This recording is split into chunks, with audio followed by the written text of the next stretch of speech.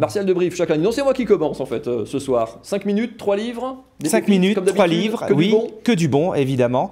Alors, saviez-vous qu'en 1905, il y a eu une révolte ouvrière de la part des gens qui travaillent dans les manufactures de porcelaine? Non. Eh bien, non. Et je vais vous apprendre plein de choses aujourd'hui, parce que tous ces livres que je vais vous présenter sont des livres qui sont à base d'histoire et puis de culture. Alors, on va commencer avec un très très beau livre qui se passe dans le milieu de la porcelaine, Corinne Javelot. C'est un livre qui s'appelle L'ombre de Rose May.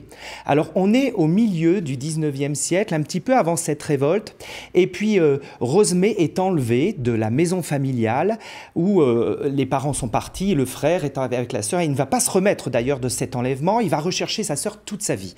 Alors, c'est un roman qui est empreint vraiment d'une écriture extrêmement fine. C'est un roman à tiroir. Si vous ne connaissez pas Javelot, c'est vraiment l'occasion d'aller la lire, parce qu'elle a cette habitude. Elle tire un tiroir et ne le referme qu'à la dernière minute. Ce qui fait que ça vous tient en haleine, que vous ne pouvez jamais décrocher de l'ouvrage. Et vous allez aussi, c'est ça l'intérêt de ce très beau livre, de ce très beau roman, c'est que vous allez en apprendre énormément sur la porcelaine. Vous allez vous balader à Limoges, vous allez voir tous ces paysages qui ressemblent d'ailleurs aux couleurs des assiettes et de tout ce que vous allez voir virevolter au fur et à mesure des pages.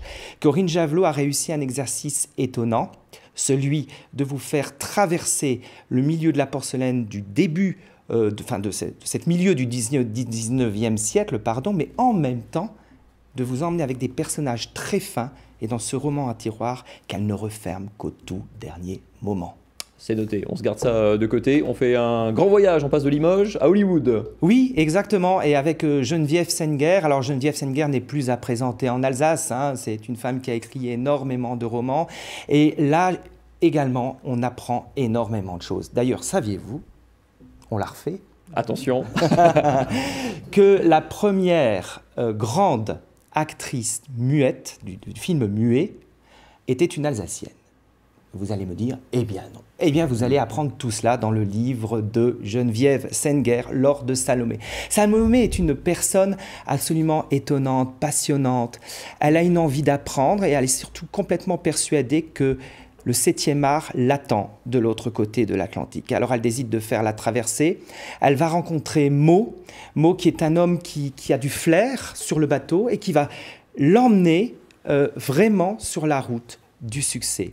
Alors ce qui est absolument époustouflant avec Geneviève Senger, qui est très différente d'ailleurs de Corinne Javelot dans la thématique des ouvrages, c'est que c'est extrêmement bien écrit, comme Corinne Javelot, mais à la différence, elle va vraiment entrer dans les sentiments et l'attachement de ces personnages à tel point qu'à la fin de l'ouvrage, vous êtes complètement décontenancé et vous vous dites « Zut, c'est fini, je ne l'aurai plus ». Alors c'est vraiment à découvrir. Lisez cet ouvrage, vous allez en apprendre énormément sur le cinéma muet de l'époque et aussi sur ce très beau voyage au-delà de l'Atlantique. Et comme vous le disiez tout à l'heure, tout est une question d'amour. C'est beau, on pourrait presque finir là-dessus, mais non, parce qu'il en reste un, on a parlé de femmes, on va parler de la condition masculine, parce que la parité nous y oblige désormais. Ah ben oui, non mais attendez, pour une fois qu'on en parle même, hein, d'une certaine façon, parce que, alors ça c'est vraiment tout l'intérêt de cet ouvrage de Pierre Théobald, qui est d'ailleurs un jeune auteur, c'est son tout premier livre. Il ne s'agit pas d'un roman, mais de nouvelles. Alors on va se retrouver avec des personnages complètement différents. Alors on va retrouver l'homme égoïste, l'homme attachant, on va retrouver l'homme jaloux, on va retrouver celui qui est en train de manipuler un petit peu son entourage pour obtenir la femme qu'il aime. Il est absolument exceptionnel, on rit, on est ému, et à la fois cet ouvrage quelquefois nous attriste, il réussit en tout cas à faire passer le lecteur par tous les mouvements du corps. Regardez, c'est d'ailleurs très très bien illustré, je trouve, en tout cas cette couverture est bien réussie, et montre tous les sentiments que les hommes peuvent avoir quelquefois avec leurs affres, leurs défauts, leurs qualités, et leurs sentiments contradictoires, parce que nous sommes aussi un peu contradictoires. Ah bon? On n'est pas d'accord du tout. Merci beaucoup Martial, vous retrouvez bien sûr toutes les infos sur la chronique sur le site internet alsace20.tv. Vous revenez la semaine prochaine? Oui. Mais pas mardi. Non, pas mardi. Vous nous emmenez en voyage? Oui, je vous emmène sur le salon du livre de Taipei la semaine prochaine. Taipei comme l'île au large de la Chine? Exactement. Attention à toi camarade. Mais oui. Il n'y a que 4 cas en France. Tu mettras une page de livres, les livres te protégeront.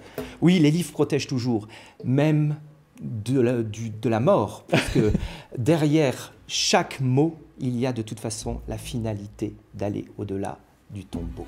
Merci beaucoup, Monsieur Debray. On le retrouve la semaine prochaine.